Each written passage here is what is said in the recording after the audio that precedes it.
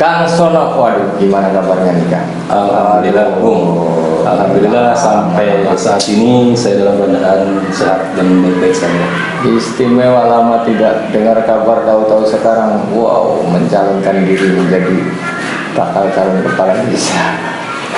Ya, ini ada sebuah kamuflase atau bisa dibilang ini sebuah metamorfosis. Metamorfosis dari rakyat yang biasa-biasa saja, dari sebuah lingkungan yang biasa-biasa saja. Kami mencoba untuk memberanikan diri, untuk ikut andil di dalam sebuah kemajuan atau di dalam sebuah tatanan kepemerintahan Desa Ujung Gebang. Nah, ini yang menjadi tujuan pribadi ini apa nih Kang? Kita selalu mengadakan atau mencari tahu tentang masyarakat, tentang kepuasan masyarakat terhadap pemerintahan desa, bukan hanya periode sekarang, tetapi dari dulu sampai sekarang. Dan apa yang saya dapat di situ mungkin tingkat kepuasan masyarakat itu bisa di bawah 60%. Dari angka itu, apakah sesuai pengalaman Kang Marsono yang selama ini ada di dalam lingkup pemerintah desa juga? Apa dari mana? Ya tentunya karena bagaimanapun juga saya sudah pernah berada di dalam pemerintahan desa. Nah, tetapi ini kita mengadakan dulu keinginan masyarakat dulu. Karena selama ini yang saya tahu, ini masyarakat merasa tidak puas. Nah, ketika masyarakat tidak puas, tentu pada diri saya juga merasa tidak puas. Nah, disitulah baru ada dorongan saya. Nah, tujuan ini baru datang gitu. Iya, tujuannya. Tetapi tujuan itu juga bukan semata-mata atas keinginan pribadi saya. Saya berdiskusi dengan anak-anak muda, berdiskusi dengan kaum perempuan, berdiskusi dengan petani, berdiskusi dengan yang lainnya, dan pada intinya semuanya mengerucut pada satu titik. Nah, titik itulah yang mengatakan bahwa ini harus ada perubahan. Nah, lalu saya diskusi lagi, saya menawarkan kepada mereka, ayo kita sama-sama untuk membangun desa. Nah, dengan cara apa? Dengan cara karena di sini di tahun 2023 ini ada kesempatan kita untuk memperbaiki, untuk memilih seorang pemimpin yang bukan hanya seorang raja, tetapi juga seorang pelayan masyarakat. Nah, dari kesepakatan yang tadi, maka merucutlah ke kami, ke Marsono dan Mas Gian.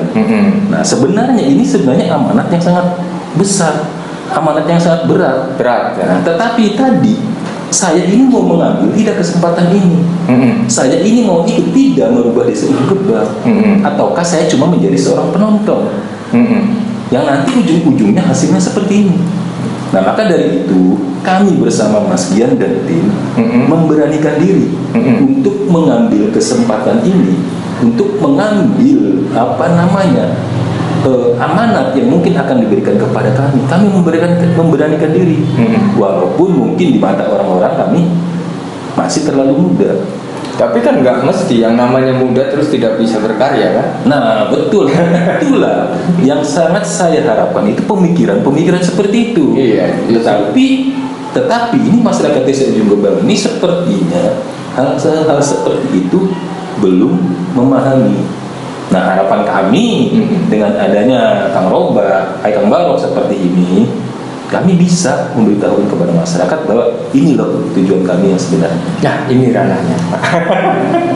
Baik Pak, sangat jelas tujuannya dan itu didengar sama masyarakat juga Pak. Nah, untuk motivasinya Pak, motivasi Bapak ini mencalonkan diri menjadi kepala desa. Nah, membawa motivasi apa itu? Nah, itulah tadi. Seperti yang awal Kang Baro pertanyakan kepada saya. Saya sudah berada di pemerintahan desa itu selama satu periode, kurang sedikit lah. Artinya kurang sedikitnya kemana Pak?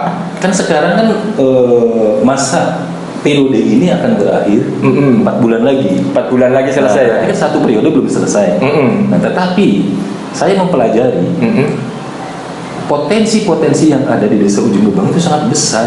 Contohnya di bidang pertanian, di bidang kepemudaan, di bidang yang paling ini adalah potensi kewilayahan.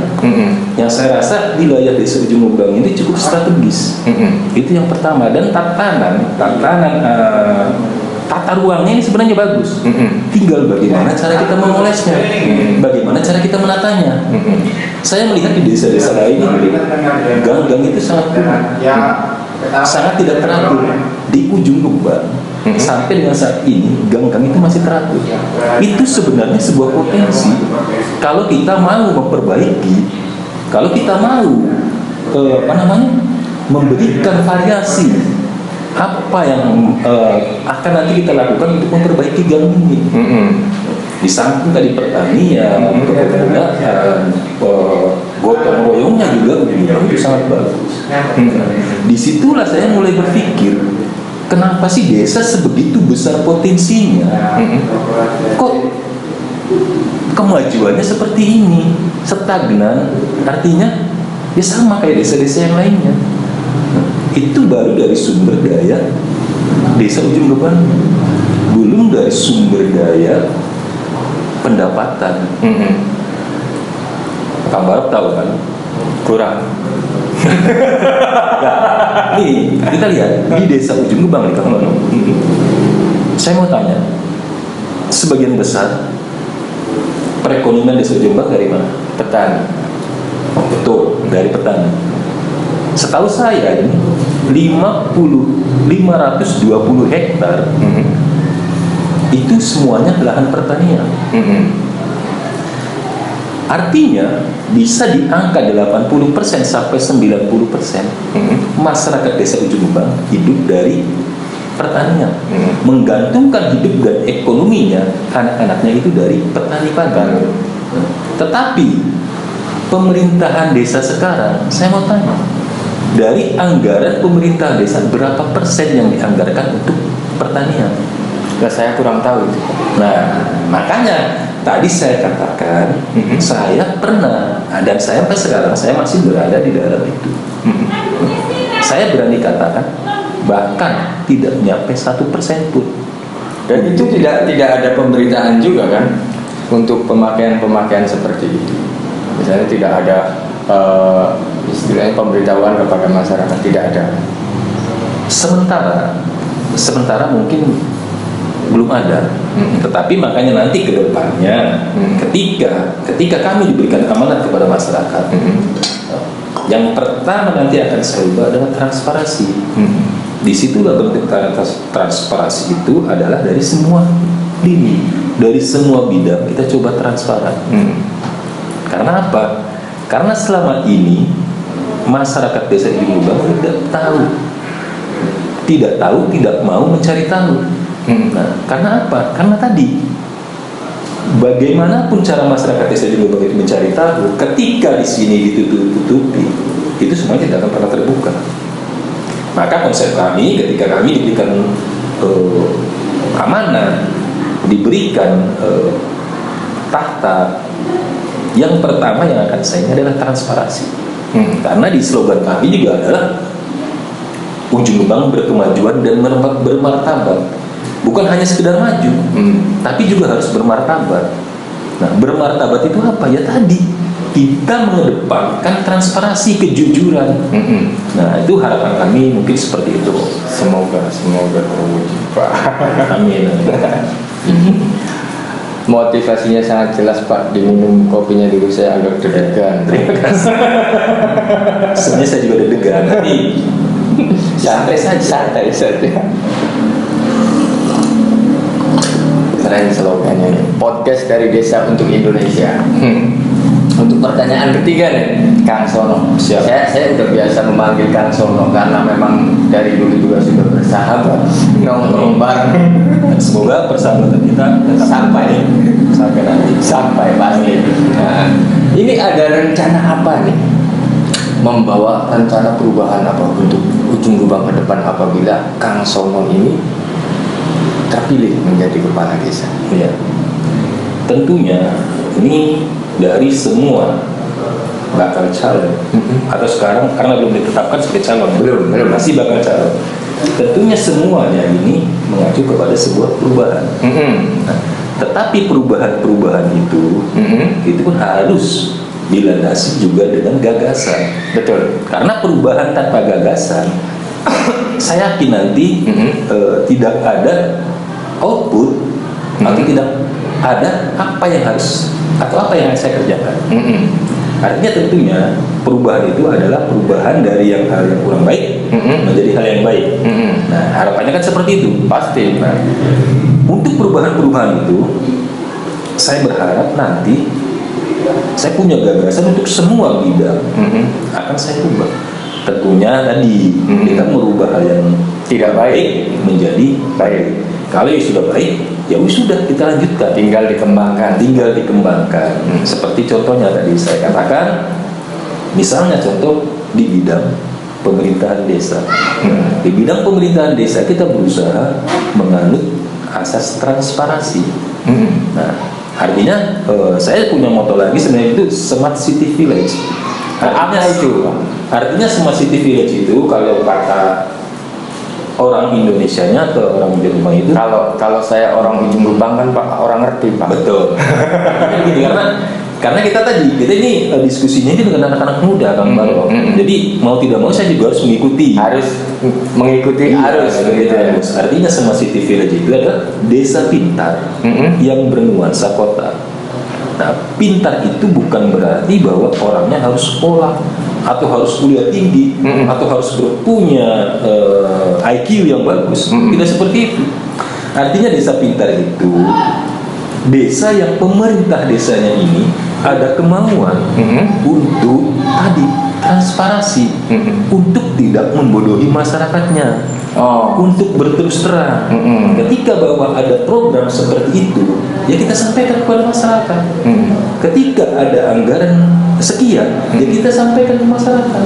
Jangan sampai pemerintahan desa itu menutupi semuanya.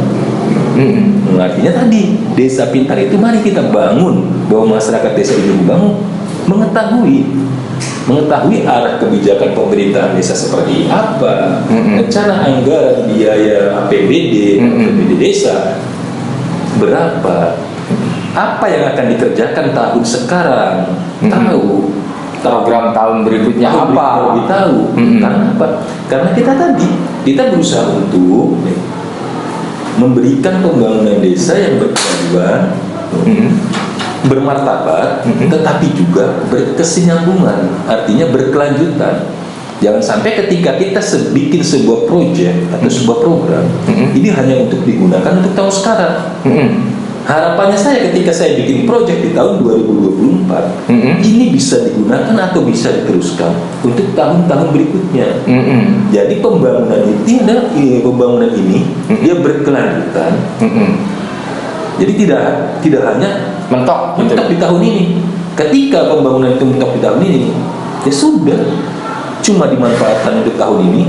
Tahun-tahun berikutnya tidak ada yang namanya perbaikan, tidak ada yang namanya perawatan. Intinya akhirnya terbengkalai semua. Program jangka pendek, jangka panjang itu ada. Betul sekali.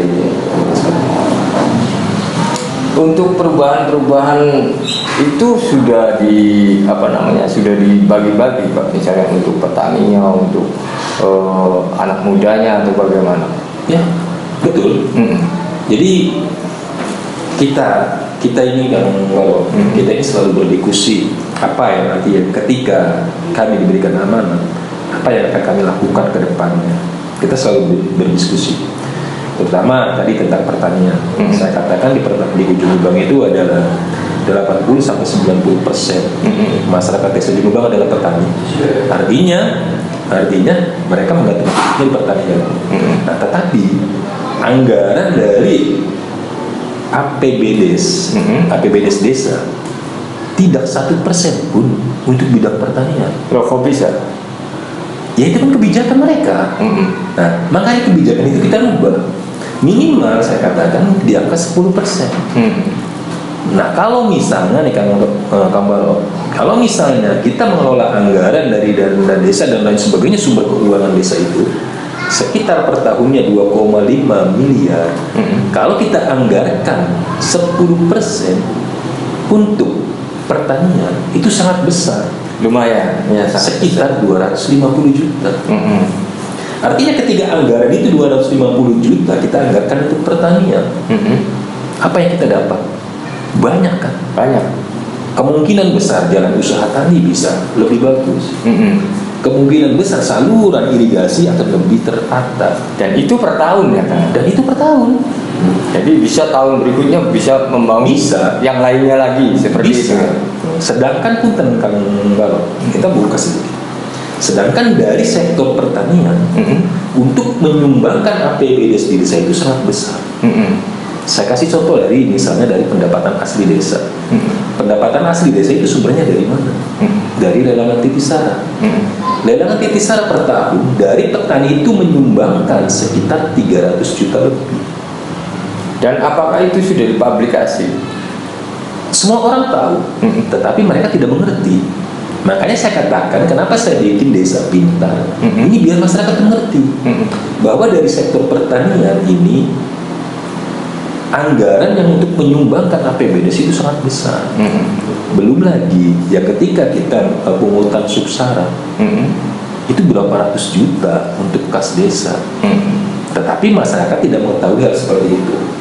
Makanya konsep kami dan slogan kami transparansi untuk ujung ujung berkemajuan dan bermartabat.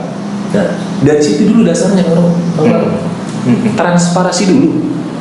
Ketika kita sudah transparansi dan semua masyarakat ujung lubang ini mengetahui dan memahami, saya yakin nanti ke depannya apa yang akan kita buat, kita melangkah ini, masyarakat akan merasa atau akan merasa dilibatkan. Ketika masyarakat merasa dilibatkan, ini ada gairah masyarakat untuk ikut andil dalam memajukan desa. Semangat jadi seperti itu ya. Mungkin seperti itu, tujuannya seperti itu. Baik, untuk pertanyaan berikutnya nih kan, apabila Kang Marsono nanti terpilih menjadi kepala desa, Amin, itu program kerjanya seperti apa? Punya rencana program kerja seperti apa?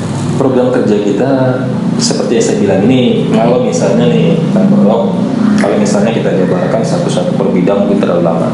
Jadi mungkin pada intinya saja. Iya, simpel-simpelnya saja. Yang pertama mungkin dari bidang pertanian. Ini program kerja kita. Pertanian itu seperti yang saya katakan adalah sumber APBD atau sumber perekonomian yang paling besar di desa Ujung Lubang. Artinya dari sektor pertanian ini, nah kita ini harus meningkatkan.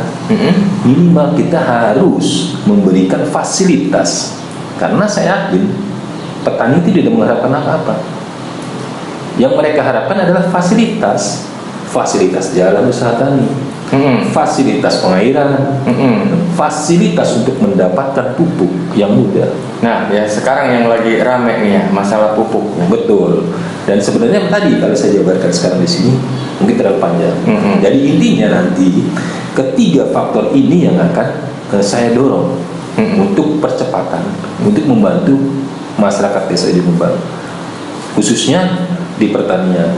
Dan tentunya juga tadi ini masalah-masalah yang sekarang lagi booming atau lagi viral, masalah hama, masalah apa, itu harusnya kami ketika kami diberikan amanah, kami akan hadir untuk ikut membantu, karena masyarakat desa Ujung Lubang itu sangat berharap adanya bantuan atau adanya andil dari pemerintahan desa, bukan hanya sekedar melihat doang, tetapi kita melihat, memperhatikan, mencari solusinya seperti apa, baru kita bikin eksekusi, kita bikin kegiatan. Seperti contoh, jadi sekarang masyarakat desa Ujung Lubang, Kang Balok, mari kita berhitung. Sekarang lagi viral hama tikus. Iya betul kan? Tikus gendong-gendongan Pak. Betul. Analisa saya seperti ini Kang Balok. Desa Ujung Lubang tadi 530 hektar. Kalau dihitung biasa di Ujung Lubang per bau, itu sekitar 750 bau. Kalau misalnya karena serangan hama tikus sebau wong Ujung Lubang, kekurangan penghasilan nggak usah banyak-banyak, 5 kintal, setengah ton. Kalau misalnya satu bau kekurangan penghasilan setengah ton, dari 750 bau, berapa ton yang hilang dari hama tikus? Berarti sekitar 350 ton yang hilang dari masa depan. Berapa kalau dirupiahkan? Kalau kerugiannya dihitung, kerugiannya berapa ya? Berapa miliar kalau diuangkan? Tetapi masyarakat Ujung Lubang dan pemerintah desa itu tidak pernah menghitung. Tetapi kalau misalnya pemerintah desa itu hadir untuk memberikan bahwa masyarakat ini butuh penyelesaian atau penanganan hama tikus, pemerintah desa hadir, kita diskusi, ayo bagaimana caranya menanggulangi hama tikus. Keropok bareng-bareng bisa ya? Betul. Berapa dana yang kita anggarkan? Sebenarnya tidak banyak. Mungkin kalau misalnya satu gropyokan tikus, satu kelompok itu misalnya 500.000. Kalau satu kali kita gropyokan tikus di angka 20 kelompok, paling kita mengeluarkan uang 10 juta. Kalau misalnya 2 kali 10 juta kali 2, berarti kan cuma 20 juta. Dengan modal 20 juta, berapa padi yang kita selamatkan? Kalau dihitung dari kerugian yang tadi. Karena selama ini bakal calon itu mengatakan bahwa saya mencalonkan diri untuk rakyat. Lalu di mana kepeduliannya? Karena sekarang masyarakat lagi membutuhkan pupuk, membutuhkan air, membutuhkan penanganan masalah hama tikus. Slogan-slogan yang tadi katanya pemimpin itu mau berjuang untuk masyarakatnya, di mana? Ya belum. Kayaknya itu hanya sekedar slogan-slogan. Tetapi real pelaksanaannya sampai dengan saat ini itu belum ada. Pemimpin sekarang itu hanya berpikir tentang infrastruktur. Hanya infrastruktur yang sekarang di Ujung Lubang itu kebanyakan hanya menjadi sebuah monumen. Jadi kita selama ini penggunaan anggaran itu hanya untuk sebuah monumen. Itu saja. Itu saja sebuah kebanggaan bahwa saya bisa membangun ini, saya bisa membangun ini, saya bisa membangun ini. Saya katakan kepada Kang Barok, ketika Kang Barok dikasih uang, Kang Barok sendiri bisa beli membangun. Kalau menurut saya gampang. Ketika ada uang, kita pengen membangun apapun juga bisa. Belum tentu duitnya di jalan Donggol. Artinya yang perlu kita ini Kang Barok, ini adalah sebuah gagasan, sebuah perencanaan. Saya kasih contoh sederhana Kang Barok. Kang Barok ini mau membuat sebuah rumah. Tetapi Kang Barok tidak tahu luas tanah yang akan dibangun rumah itu tidak tahu. Akhirnya karena Kang Barok tidak tahu luas tanahnya berapa meter, mau dibikin rumahnya seperti apa, akhirnya Kang Barok beli material itu kan tidak sesuai, jadi tidak pas gitu. Tidak pas. Ketika kita membeli material tidak pas, berarti kan berjalan ada ini enggak? Maksudnya tidak ada kepastian. Bagus tidak nih akan berjalan benar enggak? Tidak ada kepastian. Nanti bisa jadi kurang, bisa jadi lebih. Nah, betul. Disitulah membangun desa juga ini kita bukan seperti membangun sebuah toko. Ketika kita membangun sebuah toko itu sangat mudah. Kita beli cangkir 200.000, ya saya jual 300.000. Selesai. Kita membeli misalnya sekarang yang lagi dibutuhkan apa? Pupuk. Kita beli pupuk berapa ton kita jual. Nah, dari sekarang ya punten, kebanyakan ini bakal calon hanya menawarkan materi. Seperti mau membuat sebuah toko. Maksud materi ini seperti apa, Pak? Intinya yang mereka tawarkan itu bukan gagasan, bukan program atau bukan ide, Dia yang mereka tawarkan hanya materi. Nah itu hanya, kalau menurut saya perumpamannya seperti sebuah toko. Kayak kita mau bikin toko. Kalau kita mau membangun desa itu harus kita pahami. Kita harus tahu luas wilayah desa Ujung Lubang itu berapa. Penduduk desa Ujung Lubang itu jumlahnya berapa gitu. Jalan desa yang harus kita perbaiki itu yang ada di desa Ujung Lubang itu ada berapa ribu meter. Saluran pembuangan air limbah itu yang ada di desa Ujung Lubang yang harus kita perbaiki itu ada berapa ribu meter. tempat-tempat pembuangan sampah yang itu adanya yang berserakan itu ada berapa yang harus kita perbaiki, yang harus kita revitalisasi. Nah, baru ketika kita punya data-data seperti itu, baru kita punya gagasan. Kalau misalnya mereka jangankan data, kadang-kadang di lingkungannya saja tidak tahu bagaimana membangun desa ujung berkembang, sedangkan dia tidak tahu masalahnya apa, potensi yang dimiliki apa. Sedangkan orang itu harus melihat masalah dulu. Ini desa ujung berkembang sebenarnya masalahnya apa? Misalnya masalahnya sampah. Sampah ini bermasalah. Nanti potensinya ini apa yang bisa dimanfaatkan untuk menanggulangi sampah?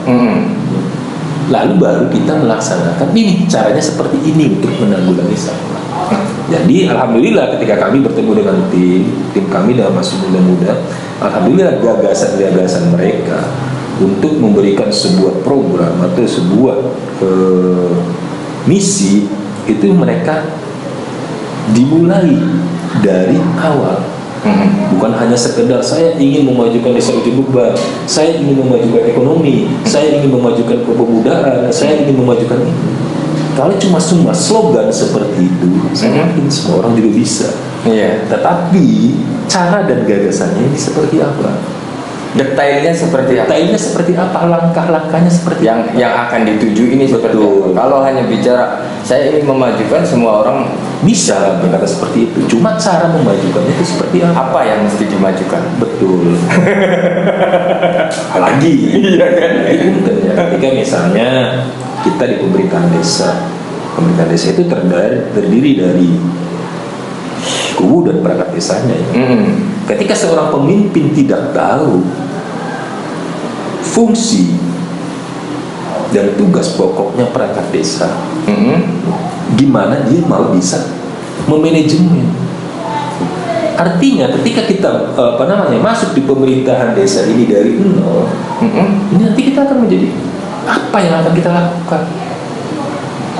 Program apa yang kita lakukan? Sedangkan saya sendiri, tugas pokoknya saya sendiri sebagai kubu, sebagai kepala desa belum tahu seperti itu. Jadi sebenarnya harus kita mulai itu adalah belajar, terus belajar, terus mencari tahu, dan itu terus memperbaiki. Jadi bidang-bidang yang tadi Kang Barok pertanyakan itu, kalau dibahas di sini ini terlalu panjang. Intinya nanti kedepannya kita kasih panjangan lagi. Kita jangan terlalu lebar nih. Kalau misalnya ini bidang ini, itu aja kita bahas. Siap. Oke, terima kasih Kang Marsono atas penjelasannya, dan semoga dari kami dari pihak media ini berharap kepada masyarakat Ujung Ubang dengan adanya podcast ini, Pak, berharap kepada masyarakat Ujung Ubang untuk bisa memilih calon kepala desa yang terbaik. Amin. Assalamualaikum warahmatullahi wabarakatuh. Baik.